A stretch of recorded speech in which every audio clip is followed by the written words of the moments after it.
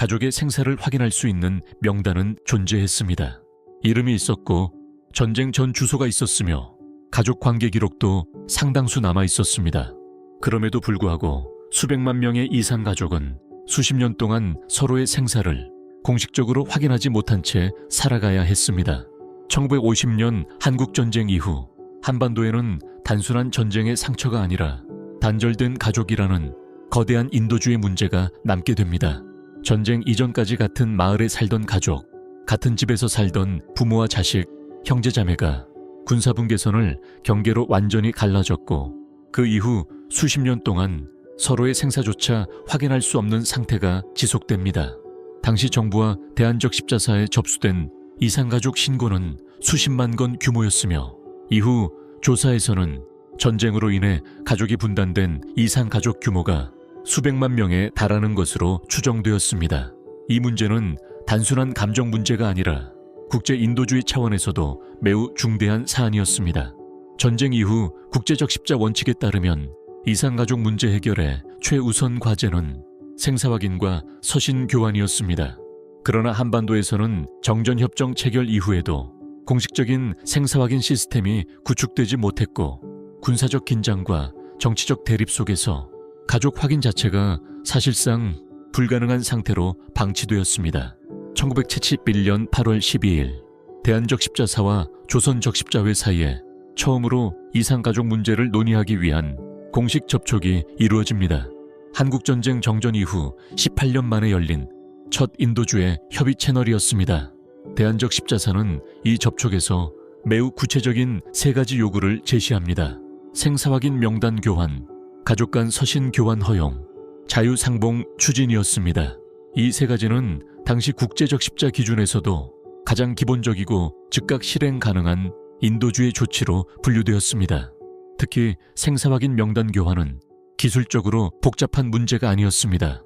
전쟁 전 주민 기록, 행정문서, 가족 신고 자료가 양측 모두 일정 수준 존재했기 때문입니다.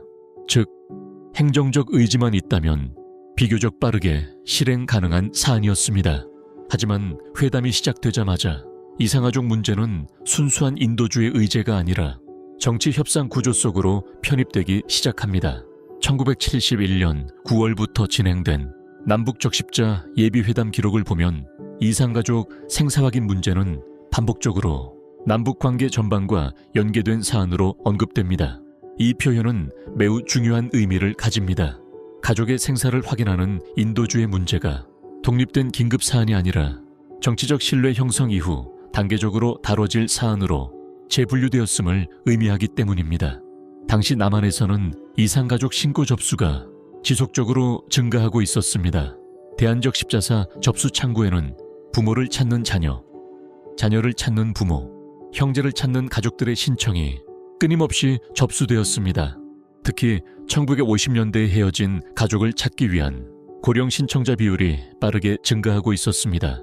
그러나 회담에서는 가장 시급했던 생사 확인 명단 교환이 실제 실행 단계로 넘어가지 못합니다. 1972년 5월 제4차 남북적 십자 본회담에서 대한적 십자사는 다시 한번 구체적인 실행안을 제시합니다. 전쟁 전 주소 기준 명단 대조, 고령자 우선 생사 확인, 정기적 생사 통보 체계 구축 등이었습니다. 이 방안은 행정적으로 현실적인 제안이었고 실제로 남한 측에는 수십만 건의 이산가족 신고 자료가 이미 축적된 상태였습니다. 하지만 회담은 실질적 합의 없이 종료됩니다.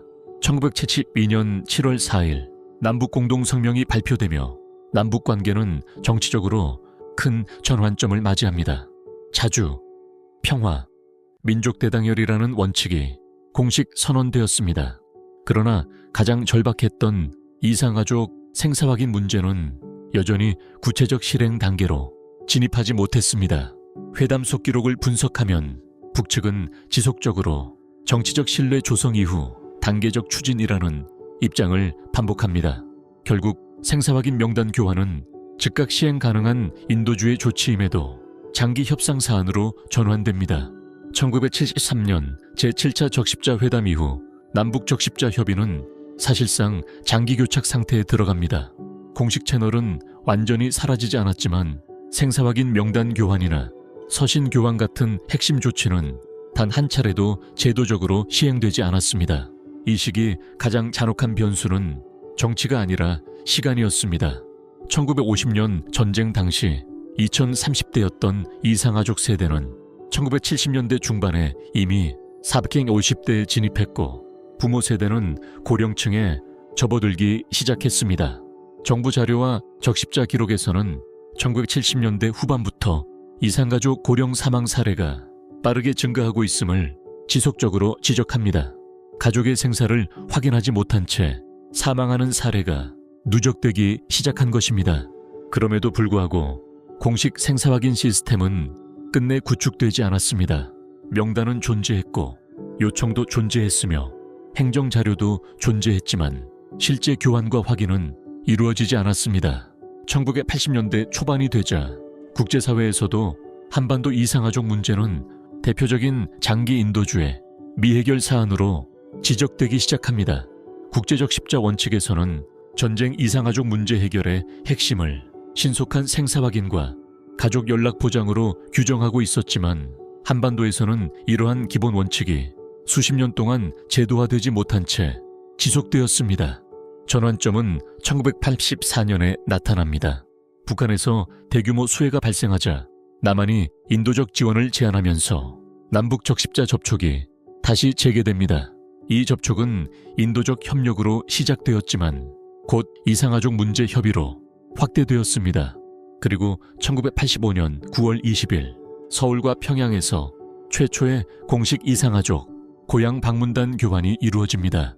대한적십자사와 조선적십자회 공동 주관이었으며 남북 각각 50명 규모였습니다. 이 상봉은 역사적으로 감동적인 장면으로 기록되지만 구조적으로 보면 또 다른 현실이 존재했습니다.